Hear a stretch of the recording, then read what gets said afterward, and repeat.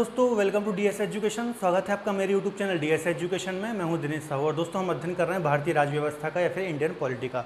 तो दोस्तों आज का हमारा टॉपिक है धन विधेयक, जिसे हम मनी बिल के नाम से जानते हैं, और वित्त विधेयक जिसे फाइनेंस बिल भी बोलते हैं। ठीक है, तो दोस्तों यदि बात करें धन विधेयक की तो इसका उल्लेख है आर्टिकल 110 में।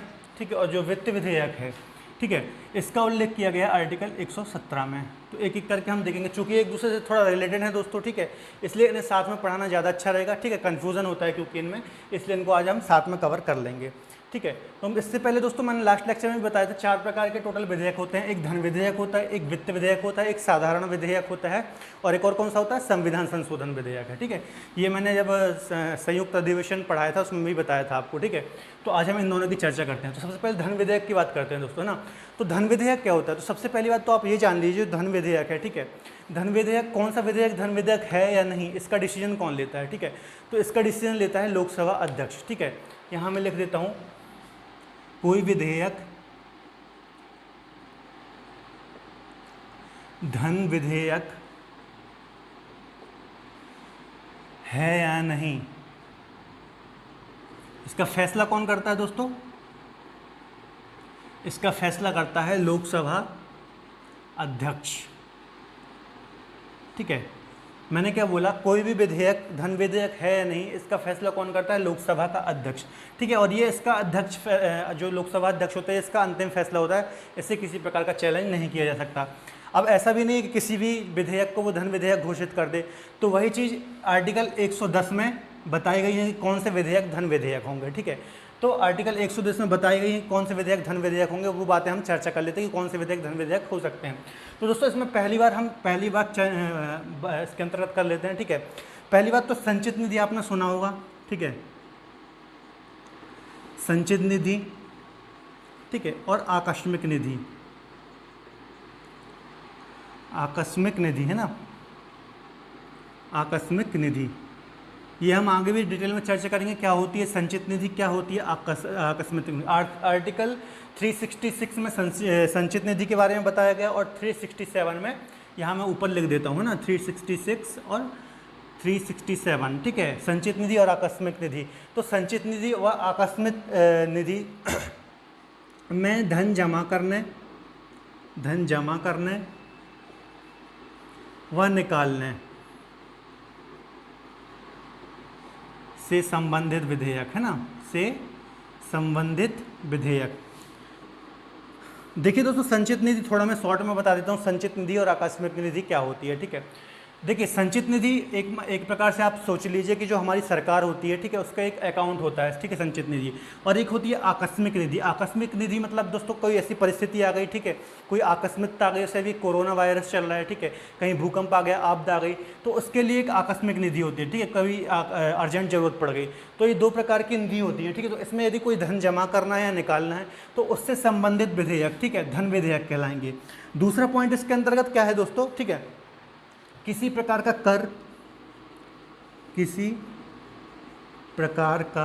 कर, ठीक है, टैक्स, किसी प्रकार का कर लगाना, ठीक है, उसे हटाना, किसी प्रकार के कर को लगाना, उसे हटाना, ठीक है, कम करना, ठीक है, किसी कर को कम करना, ज़्यादा करना, इससे संबंधित विधेयक।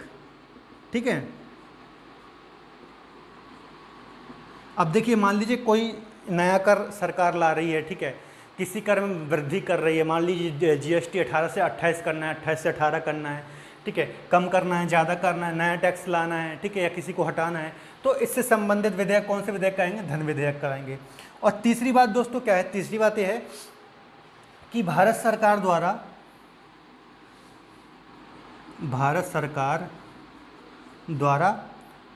धन उधार लेने संबंधी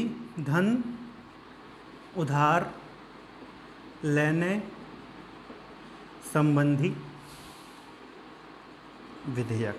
तो मुख्यतः ये 3 पॉइंट है दोस्तों जो विधेयक धन विधेयक कहलाएंगे। ये भी मैं आपको क्लियर कर देता हूँ। तीसरा पॉइंट, भारत सरकार द्वारा धन उधार लेने संबंधी विधेयक।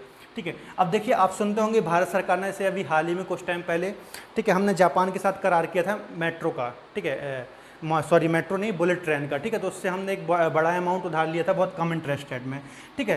तो भारत सरकार यदि उधार लेती है कहीं से, किसी देश से, किसी संस्था से, तो उससे संबंधित विधेयक भी धन विधेयक के अंतर्गत आते हैं, ठीक है। तो ये तीन एक बार मैं रिवीजन कर देता हूँ। एक तो हो गई संचित निधि, आकस्मिक निधि, इसमें धन निकालने या जमा करने से संबंधित विधेयक, ठीक है। दूसरा पॉइंट है किसी प्रकार के कर को लगाना, ठीक है, उसे हटाना, कम करना, ज़्यादा करना, उससे संबंधित विधेयक। भारत सरकार द्वारा किसी से धन उधार लेना, ठीक है, उससे संबंधित विधेयक। तो ये सारे विधेयक धन विधेयक या फिर मनी बिल के अंतर्गत आते हैं, ठीक है। और इन्हें घोषित करने का काम किसका है? लोकसभा अध्यक्ष का है। कौन सा विधेयक धन विधेयक है या नहीं, ठीक है, इसका डिसीजन करता है लोकसभा अध्यक्ष, ठीक है। ये बात आपको याद रखना है। इसके बाद दोस्तों एक प्रमुख पॉइंट और हम इसके देख लेते हैं, ठीक है। ये तो हो गई बात कौन से विधेयक धन विधेयक होंगे या नहीं, ठीक है।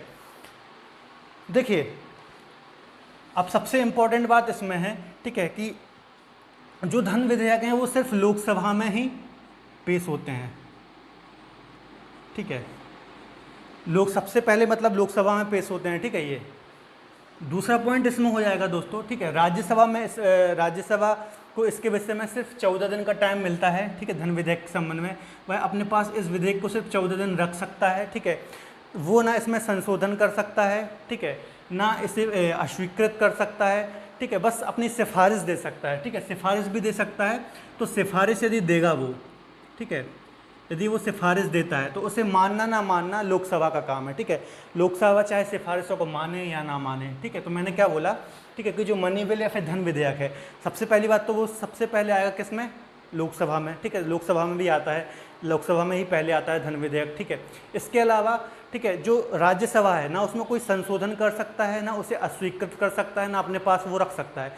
सिर्फ 14 दिन का टाइम मिलता है। भैया देख लीजिए धन विधेयक है, ठीक है। यदि आपकी कुछ सिफारिशें हैं, आप कुछ सिफारिशें देना चाहे तो दे दीजिए, ठीक है। तो वो कुछ यदि सिफारिश देती है राज्यसभा, तो उसे भी मानने ना मानने का काम किसका है?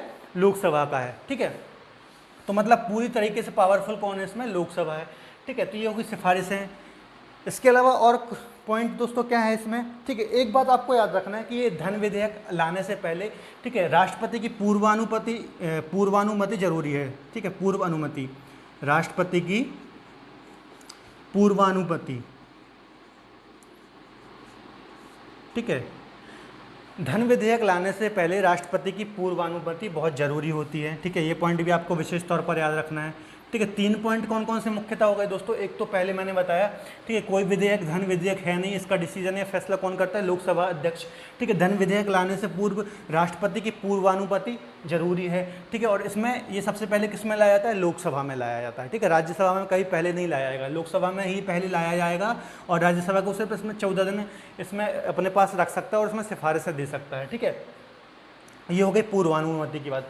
इसके अलावा दोस्तों जब ये राज्यसभा से, मान लीजिए राज्यसभा ने 14 दिन, ठीक है, इसको अपने पास रखा और कोई जवाब नहीं देता, तो इसे अपने आप पारित मान लिया जाएगा, ठीक है। अपने आप ये पारित मान लिया जाएगा। और प्रेसिडेंट के पास जब ये जाएगा तो प्रेसिडेंट को भी इसमें सिग्नेचर करने पड़ेंगे, वो भी वापस नहीं लौटा सकता है, ठीक है। विचार है, पुनर्विचार के लिए नहीं लौटा सकता है प्रेसिडेंट भी, तो उसे भी सिग्नेचर करने ही होंगे। सिग्नेचर इसलिए करने पड़ेंगे क्योंकि पूर्वानुमति पहले ही उनसे ले ली गई है ना, तो लौटाने का सवाल ही नहीं उठता, ठीक है दोस्तों। तो इस प्रकार से हम देख सकते हैं कि जो धन विधेयक है उसमें टोटली लोकसभा, ठीक है, पावरफुल है। अब इस एक क्वेश्चन ये उठता है कि ऐसा क्यों कि लोकसभा को इतना पावरफुल बनाया गया है धन विधेयक में? तो दोस्तों ऐसा इसलिए कहा जा सकता है क्योंकि देखिए जो लोकसभा है वो लोगों की सभा है, ठीक है। जो लोकसभा के सदस्य होते हैं या फिर सांसद होते हैं वो डायरेक्ट जनता द्वारा चुन करके आते हैं, है ना। और जो ये टैक्स वगैरह जो भी धन का आय व्यय हो रहा है, टैक्स से संबंधित संचित निधि, आकस्मिक निधि, ठीक है, ये भी जो दोस्तों जो भी ये पैसा होता है वो जनता का होता है, टैक्स का पैसा होता है, ठीक है। तो संविधान में ऐसा प्रावधान इसलिए किया गया कि चूंकि ये जनता का पैसा है तो जनता की जो प्रत्यक्ष रूप से चुनी गई संस्था है, ठीक है, वही इसको देखे। तो यही कारण रहा होगा हमारे संविधान बनाने वालों का, ठीक है, कि ये इसमें लोकसभा को ज़्यादा पावरफुल बनाया जाए, ठीक है। तो इतनी बातें हैं दोस्तों इसके अंतर्गत, ठीक है। इसके बाद दोस्तों हम चलते हैं वित्त विधेयक की ओर, ठीक है। वित्त विधेयक आर्टिकल 117, ठीक है, इसको आर्टिकल 110 में बताया गया है, इसको 117 में बताया गया है। तो हम देख लेते हैं 117, ठीक है। तो पहली बात तो ये देख लीजिए, ठीक है, वे सभी मामले वे सभी मामले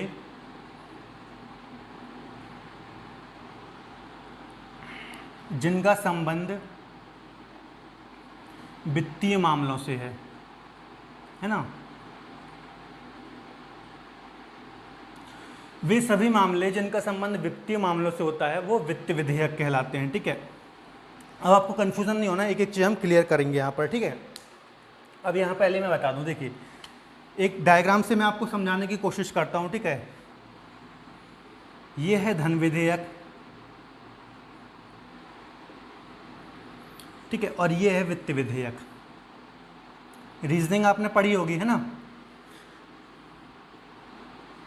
तो देखिए सभी धन विधेयक वित्त विधेयक होते हैं। ठीक है, ये देखिए धन विधेयक अंदर है, वित्त विधेयक ये वाला है। ठीक है, तो वित्त विधेयक के अंदर धन विधेयक है, इसका मतलब क्या है, सभी धन विधेयक वित्त विधेयक होते हैं, परंतु सभी वित्त विधेयक धन विधेयक नहीं होते। समझ में आ रही है बात, सभी वित्त विधेयक धन विधेयक, सभी धन विधेयक वित्त विधेयक तो होंगे, ठीक है, परंतु सभी वित्त विधेयक धन विधेयक नहीं होंगे। ये आप ऐसा ही डायग्राम बना लीजिए और जो मैंने बोला है वो आप नोट डालकर लिख लीजिए। ठीक है, ये मैंने आपको समझाने के लिए बता दिया। अब आगे हम चलते हैं। ठीक है, अब इसमें हम समझेंगे दोस्तों, थोड़ा कन्फ्यूज़न होता है वित्त विधेयक में, तो इसको हम अच्छे से समझने की कोशिश करेंगे। इसको हम दो प्रकार से समझते हैं दोस्तों, है ना। वित्त विधेयक मोस्टली दो प्रकार के यहाँ पर होते हैं। ठीक है, यह आधा मैं यहाँ पे मिटा रहा हूँ। ठीक है, 117(1), 117(2), है ना। इस प्रकार से हम समझते हैं दो प्रकार के वित्त विधेयक होते हैं। ठीक है, पहली बात तो दोस्तों ये है कि इसमें आप डिसीजन करने का लोकसभा का अध्यक्ष का जो हमने देखा था, कोई भी विधेयक वित्त विधेयक है या नहीं, लोकसभा अध्यक्ष का यहाँ पर कोई वो नहीं है। ठीक है, पहली बात आपको ये देखना है 117(1) में। ठीक है, राष्ट्रपति की पूर्वानुमति, राष्ट्रपति की पूर्वानुमति जरूरी होगी इसमें भी। ठीक है, राष्ट्रपति की पूर्वानुमति इसमें जरूरी होगी, ये बात आपको याद रखना है। ठीक है, यहाँ भी हमने देखा था राष्ट्रपति की पूर्वानुमति जरूरी थी। ठीक है, दूसरा पॉइंट दोस्तों इसमें बहुत ध्यान से आपको समझना है, जो 110 है, आर्टिकल 110 है, इसमें क्या प्रावधान रहेंगे, आर्टिकल 110 के प्रावधान रहेंगे।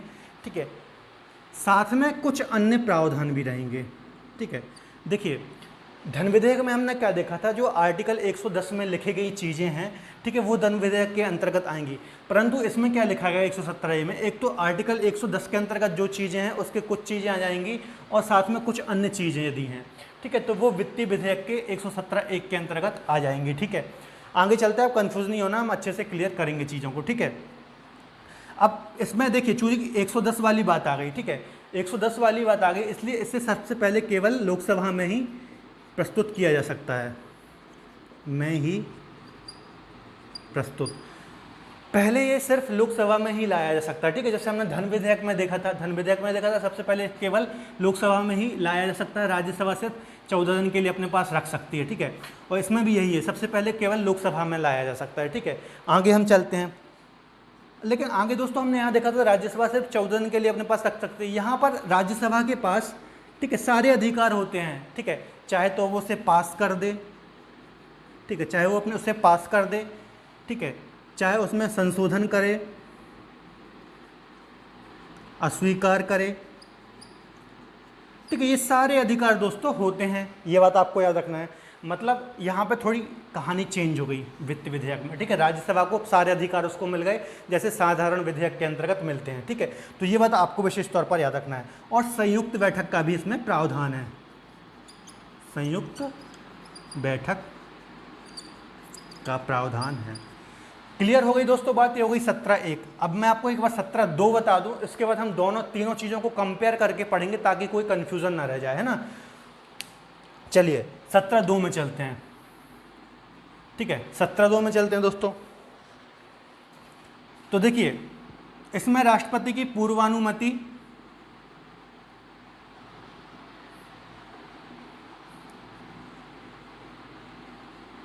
राष्ट्रपति की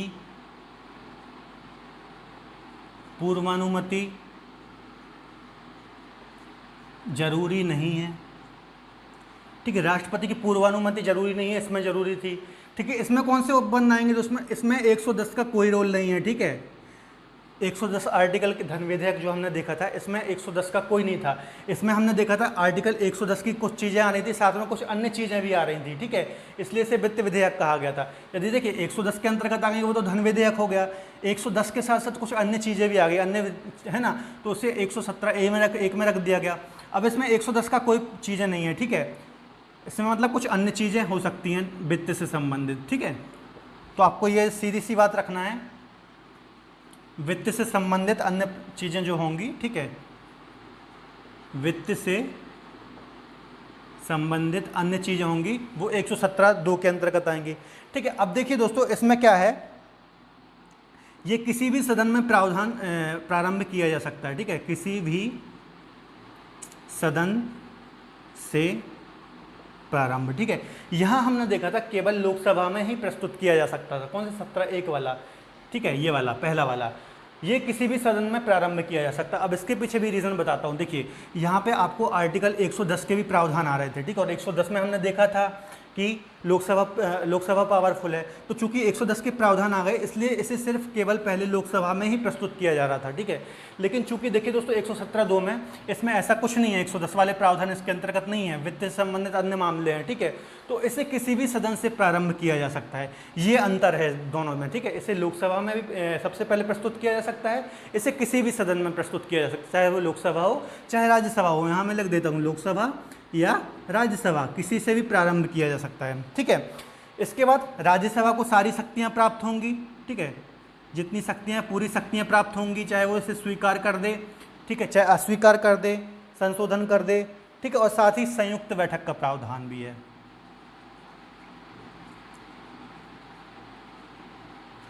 ठीक है दोस्तों, तो सारी चीज़ें इसमें बस आपको ये रखना है, इसमें 110 की भी कुछ चीज़ें आ जाती हैं, इसलिए सब पहले इसको लोकसभा में प्रस्तुत किया जा सकता है जाता है, चूँकि 110 वाली बातें इसमें आ गई, ठीक है।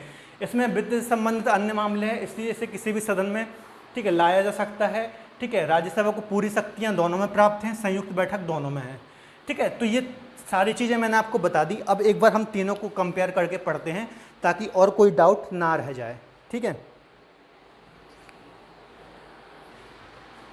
चलिए दोस्तों स्टार्ट करते हैं, एक बार हम रिवीजन कर लेते हैं और कंपेयर करके तीनों को देखते हैं। हमने पढ़ा दोस्तों धन विधेयक और वित्त विधेयक। धन विधेयक में आपको सबसे पहली बात याद रखनी है, आर्टिकल 110 में इसका प्रावधान है, ठीक है। और कोई भी विधेयक धन विधेयक है या नहीं, इसका फैसला कौन करता है, लोकसभा अध्यक्ष, ठीक है, लोकसभा अध्यक्ष, ठीक है। अब मुझे कमेंट करके बताइए लोकसभा अध्यक्ष कौन है, ठीक है, वर्तमान में, और किस सीट से आते हैं, वो कहाँ से आते हैं निर्वाचित होकर, ठीक है। तो लोकसभा अध्यक्ष इसका डिसीजन करता है। अब देखिए कैसे डिसीजन करेगा, कुछ प्रावधान होंगे कॉन्स्टिट्यूशन में, ठीक है। तो आर्टिकल 110 में कुछ चीज़ें लिखी गई हैं कि कौन से विधेयक धन विधेयक होंगे, ठीक है। तो ये चीज़ें मैंने आपको बताई, कौन सा, यदि संचित निधि में कोई धन निकालना है, ठीक है, डालना है उसके अंतर्गत, ठीक है, तो वो सारी चीज़ें उससे संबंधित विधेयक, किसी प्रकार के टैक्स लाने हैं, ठीक है, ख़त्म करने हैं, बढ़ाने हैं, ठीक है, कम करने हैं, उससे संबंधित विधेयक, भारत सरकार द्वारा धन उधार लिए जाते हैं किसी देश से, किसी संस्था से, तो उससे संबंधित विधेयक, मुख्यतः ये तीन चीज़ें दी गई हैं, ठीक है। तो इससे संबंधित विधेयक धन विधेयक हो जाएंगे और इसके डिसीजन कौन करेगा, लोकसभा अध्यक्ष, और इसी से किसी प्रकार का चैलेंज नहीं किया जा सकता है, ठीक है, इसके डिसीजन को, ये बात आपको याद रखना है। अब इसमें हमने देखा कि राज्यसभा को कोई पावर नहीं है इसमें, ठीक है, धन विधेयक में, सिर्फ वो अपने पास 14 दिन के लिए रख सकती है, ठीक है, 14 दिन के लिए रख सकती है और कुछ अपनी सिफारिशें दे सकती हैं, ठीक है। जैसे लोकसभा से पास होकर गया राज्यसभा के पास, तो भैया राज्यसभा बोलेगी ये 4 पॉइंट हैं, इसमें ऐसा ऐसा कर दीजिए, ठीक है। अब जरूरी नहीं है लोकसभा उनको माने ना माने, ठीक है, चाहे तो मान भी ले चाहे तो माने भी ना, ठीक है। और 14 दिन में वो कोई जवाब नहीं देती है, वो तो अपने आप वो जो विधेयक है वो पास माना जाएगा और राष्ट्रपति के पास जाएगा और राष्ट्रपति सिग्नेचर करेगा और वो फाइनली एक्ट बन जाएगा। बात क्लियर हो रही है, मतलब राज्यसभा सिर्फ 14 दिन रख सकती है, उसमें सिफारिश दे सकती है, उसे ना अस्वीकृत कर सकती है, ना संशोधन कर सकती है, ना और कुछ कर सकती है, ठीक है। मतलब पूर्णतः पावरफुल कौन है, लोकसभा। इसके अलावा राष्ट्रपति की पूर्वानुमति बहुत जरूरी है इसके संबंध में। ये हो गया धन विधेयक। धन विधेयक में कहानी क्लियर है, कोई ज़्यादा कन्फ्यूजन नहीं होगी। कन्फ्यूजन होती है वित्त विधेयक। वित्त विधेयक में आपको 2 प्रकार के वित्त विधेयक बताए, ठीक है। वे सभी मामले जिनका संबंध वित्तीय मामलों से होता है, ठीक है, फाइनेंस मामलों से होता है। अब मैंने आपको बताया 117(1), 117(1), 117(2), बस ये सब सारी चीज़ें भूल जाइए, 2 चीज़ आपको याद रखनी है, ठीक है। एक तो आपको याद रखना है दोस्तों, आर्टिकल जो 110 धन विधेयक था, ठीक है, 110 के कुछ मामले आ जाते हैं 117 एक में, साथ ही इसके कुछ अन्य मामले आ जाते हैं। चूँकि 110 वाली कुछ चीज़ें इसमें आ गई तो लोकसभा को थोड़ा सा पावरफुल कर दिया गया इसमें, ठीक है। तो विधेयक पहले लोकसभा में ही आएगा चूँकि 110 आ गया है यहाँ पर, ठीक है। और राज्यसभा बाकी सारी चीज़ें इसमें कैसी हैं, जैसे साधारण विधेयक में होती हैं, राज्यसभा के पास जाएगा तो वो अपने पास रख सकती है, पास कर सकती है, अस्वीकृत कर सकती है, संशोधन कर सकती है, ठीक है। सारे नॉर्मल विधेयक की तरह इसको ट्रीट करेगी। इसके अलावा संयुक्त बैठक भी है। बस एक पॉइंट का आप अंतर है, ये पहले लोकसभा में आता है, ये किसी भी सदन में आ सकता है, ठीक है। और एक और पॉइंट क्या है, इसमें राष्ट्रपति की पूर्वानुमति जरूरी होती है, इसमें नहीं होती है। तो ये 2 पॉइंट दोस्तों अलग अलग हैं, बाकी सब सेम चीज़ है। आशा करता हूँ आपको चीज़ें क्लियर हो गई होंगी। इसके अलावा भी यदि आपको कोई डाउट है तो आप मुझसे कमेंट बॉक्स में जोड़ सकते हैं, ठीक है दोस्तों। तो आज के लिए इतना ही। आशा करता हूँ आपको दोनों में अंतर समझ में आया होगा, धन विधेयक और वित्त विधेयक में। इसके अलावा भी यदि कोई आपको डाउट है तो आप मुझसे कमेंट बॉक्स में जोड़ सकते हैं, अपना डाउट क्लियर कर सकते हैं।